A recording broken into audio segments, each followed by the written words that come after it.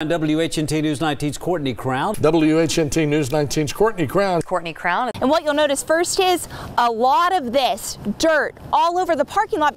The fire line right here behind me, this is still under investigation. I want to give you a look at this damage here at this home. You can see the lines are down right here. It appears that a tree fell, and it's about 3 inches right here on this street alone. But we're also going to take a walk over here just again to show you.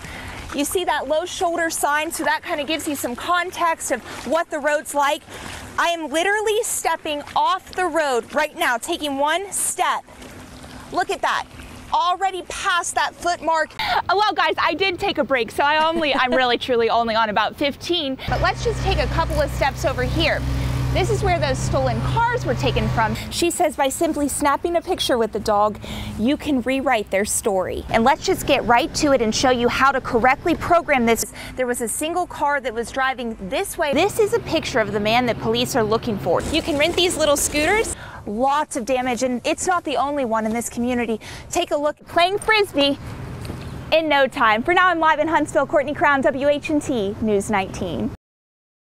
I hired Mr. Paul and his tree service to take down his large oak tree, you can see from the stump in that, and a cedar tree. 71-year-old Charles Meltretter hired Paul Ransall of S&R Tree Service to do some work in his backyard in January. He took the tree down. I didn't have any problems with that. This is a copy of the contract, written and signed on January 18th. $1,800 for 2 takedowns and a haul-off, paid in full. He wrote up the contract and that, I never really checked it. The problem came when Ransall didn't uphold the second half of his signed contract. And he never hauled away the trash. So I made a call to Paul Ransall to hear his side. Why did you put in the contract haul off? Why did I put in the contract? I did not write the contract. But he signed the contract. My secretary made the mistake right, because when she brings it to me, I signed it, I'll read it. When Ransall spoke to me initially over the phone on February 27th, he agreed to meet and tell his side of the story. Your manager will want me to come in or talk to me. I don't have a problem with it. I also confirmed S&R Tree Service does not have a business license in the city nor the county, something Meltretter didn't check for before the work began. He showed me some paperwork that said it was his business license and his insurance, okay? And I didn't look it over too good. A little more than a month later, Ransall found work at the home of Francis Bird. He also got a paper out, and he showed it to me, and he said this is his license and his insurance paper. Well, I don't wear my reading glasses all the time, and you know, he was out of a truck, and so I didn't really look at it real closely because I couldn't see it anyway. Same story. Bird says he did part of the work but didn't follow through. I called, and he said the stump grinder was on the way and those stumps would be gone that day. No show. No, the stumps are still there. So I made another call to Ransall. This time, no answer, but a different voicemail. This is the voicemail of Paul Ransall, better known as S&R Tree Service. I am not licensed or bonded, and I do not have insurance. You can check me out on the Better Business Bureau, or you can type me in under google.com. Please do not let me do your work. Days later, Ransall agreed to meet us here at WHNT News 19 at 9 o'clock on Friday morning. He never showed up, and we still haven't heard from him. Now, the invitation is still open for Ransall to tell his side of the story and to make things right. Taking action in Madison County, Courtney Crown, WHNT News 19. It's really cool. Lowen Beasley got a degree from UAH and started his adult life in Huntsville. I had a nice job. I worked for Boeing for a while. Then he scheduled reconstructive shoulder surgery. And it just escalated really fast to where I was doing a lot of pain pills. Then a prescription couldn't fill his need. That's when I went and tried heroin as well. A successful analyst turned addict. Really, it's the way it makes you feel. It helps you escape reality.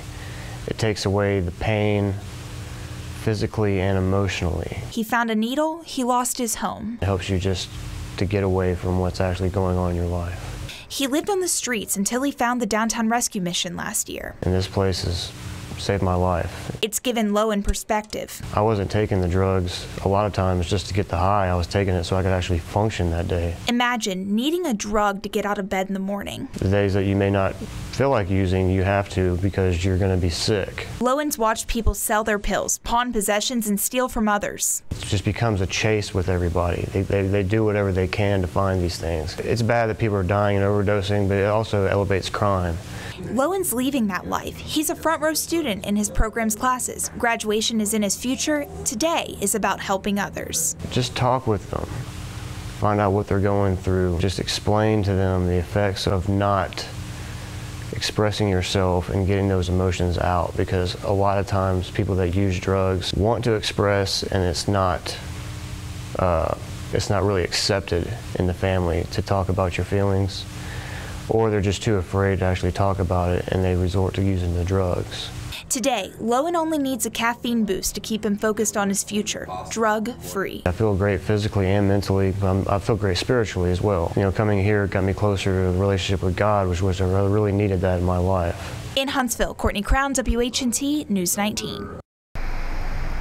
Downtown Huntsville is much busier after sunrise than around 5:30 in the morning when Lindsay Hardesty prefers to run. We do it because it's our sanity. Running alone never bothered her before, but after Tuesday's incident, she knows a running buddy is important. He was driving a silver Dodge Neon, an early 2000s model. A morning routine that took a surprising turn. And we realized that we were being followed, and it was within a very short period of about half a mile. And then it became obvious very quickly that we were being followed. As he approached us, I looked over and into the car. I had an unobstructed view, and I realized that he did not have both hands on the wheel, and he did not have his pants where they should have been. Hardesty said this all happened here at the intersection of Clinton Avenue and Lincoln Street. The man stopped that familiar silver Dodge Neon, but those are the only details she could pick out. I didn't get a very good look at his face because other things were exposed. We got a call about 9 o'clock in the morning. Lieutenant Stacy Bates with Huntsville Police says he checked for calls and reports from that area over the past 10 days. Only Hardesty called to report this incident, but the department takes every alert seriously. We'll extra patrol that area. I know the supervisors that work that side of town have already told me they'll issue an extra patrol to their officers to be kind of more aware, more alert. Hardesty and her friends plan to keep moving forward. I need to be able to hear things, be more observant, and definitely please remember that there's safety in numbers. Taking action in Huntsville. Don't be scared, just run prepared. Courtney Crown, WHNT News 19.